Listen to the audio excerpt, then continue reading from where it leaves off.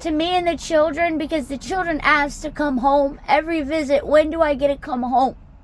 And that hurts me that I can't tell my children. That hurts. I know. That hurts the kids. That hurts the kids. They've made statements that the caregivers have told them that I'm a liar and that I'm just trying to take them from the only home that they care about. And this was during that recorded virtual visitation that I spoke of, when the kids told me that Amanda and Heather started stopping them from telling me these things that they're telling my children. In mid-visit. During mid-visit, they're getting on to the kids for telling me what the kids are being told. I watched it. And if anything like that happens now, I will address it. My boyfriend was sitting right next to me when it happened. He was there watching. Nikki was crying, trying to get on the video and get around to the side where he could see me. You could tell someone was holding on to him by the way he was whining, trying to get away. A mother can tell when her child's being held and wanting to get away. Yeah. And then when he got on the camera, that's when Heather took the children off to the side of the screen, and I scrolled to the right, and I was able to follow them from the original screen position, how you can do on the Teams app. And that's where I recorded, because like I said, I have the entire visit. The visit was recorded, but not the audio. It wouldn't allow me to record the audio. Okay. But I do have that recorded. The guardian ad litem was there, and I sat there and immediately, did you not see this? And they're like, no, we didn't see it. I have those text messages, and it's like, this is what just happened.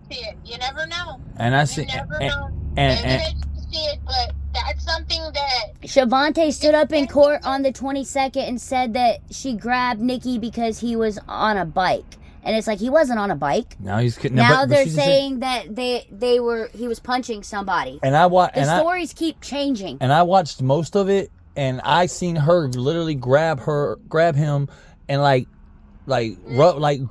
shake him, like shaking his arms, getting onto him. Yeah, I don't know how. I didn't get to see all of it. That's concerning to see for a parent to see a person doing that. The visit that I'm talking about was not the virtual visit. If the virtual visit was the visit that was outside, Nikki turned around and went to go punch the caregiver. That's the one I'm talking about. No, we didn't even know about that one. We didn't even know about that. I don't know anything about what you're talking about, but I know there was screenshots. I could see Nikki trying to punch them from them holding him. Yes. Because Nikki does not like to be held down. During one of the visits where Shavante was supervising at the house, they had grabbed Nikki by his arms above his elbows and lifted him in the air and sat him forcefully down on a bench. And I brought that up to Shavante after the visit. I'm like, they shouldn't be grabbing my kid like that. And I mean, to me, that's abuse to a child. I would never do that to my child. The rest of my visit, my baby sat under a blanket scared to come out. Heather and Amanda were watching the visit from their home security system from their cell phones the entire time. And they kept coming in and getting it onto the kids. They were sitting outside on the back porch, but coming in and getting onto the kids as if they were in the same room. And this was reported to Shavante, and Shavante just dismissed it. These are the things that are... This is why it's so upsetting, because my concerns have been brushed under the rug. And I can see that. I can 100% see that. I'm watching my kids be abused, and there's nothing I can do about it. So it does make me act out. So let me address those issues from the past. I don't know how much of it I can address. I have to look into it. But if I can't address it, they're on my radar, and I will watch closely. And if I see any further issues, it will be addressed immediately. Because the kids are afraid. If I feel that the children have to be removed, then that will be the case. But if it's simple as if one of the children was trying to punch the caregiver and she was restraining it, we'll have to address that and see what happened, and we might have to get CPI involved. So we'll have to see, because we're not investigators. I know, and this is why it's so frustrating because Shavante and Fontaine have been acting like this isn't concerning, and they've been not getting investigations involved. Okay, so let me tell you something. I don't play around. If I feel like there's a safety concern, I have no problems with bringing CPI in.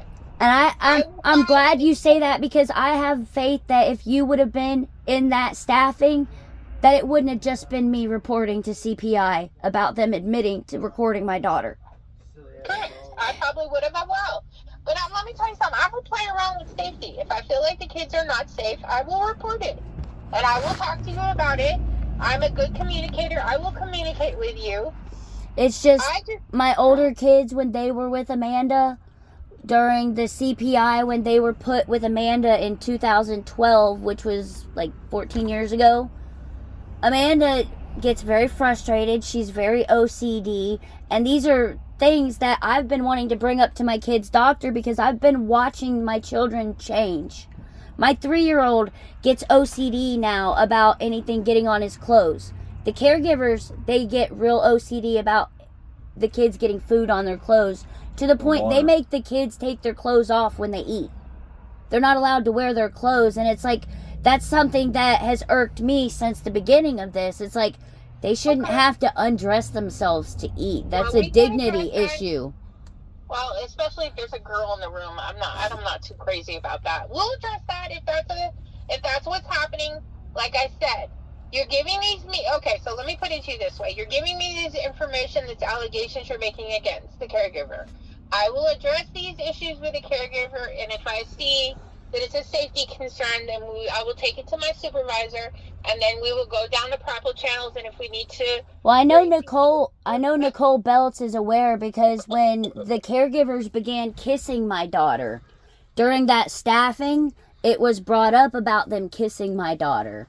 Because Lilith kissed her on the mouth goodbye, and then they started kissing each other goodbye, but that has since ended. Yes, because Lily ended up contracting impetigo during that time frame, and I had to argue with Shavante for 5 days through text message to get her in to see a doctor, because it wasn't something that Neosporin was going to cover up.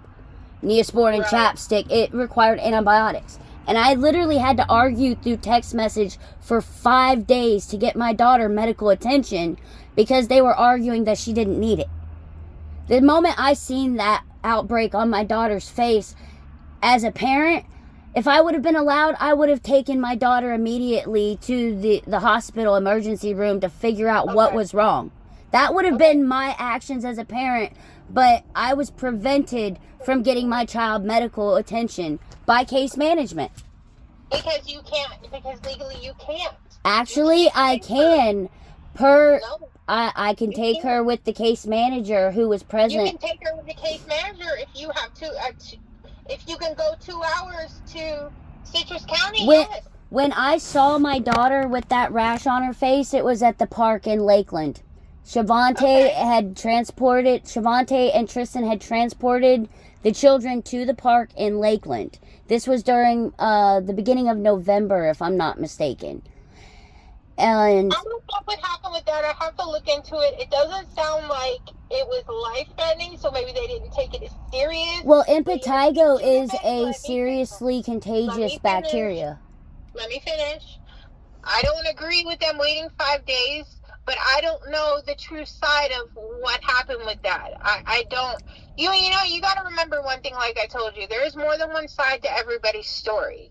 So there could be more information about that we don't know about. I don't know. I mean, I have the text messages. I understand you don't, but I have the text messages and can read both my response and theirs. Okay, but see, we're going back to where I don't want you to be. You're going back into the past. I need you to get out of the past. Let's focus on now. So, yes, she should have gone to the doctor. Was it wrong she didn't? Yes. Will that happen again? Absolutely not. Because you have to trust me. And if you can't trust me,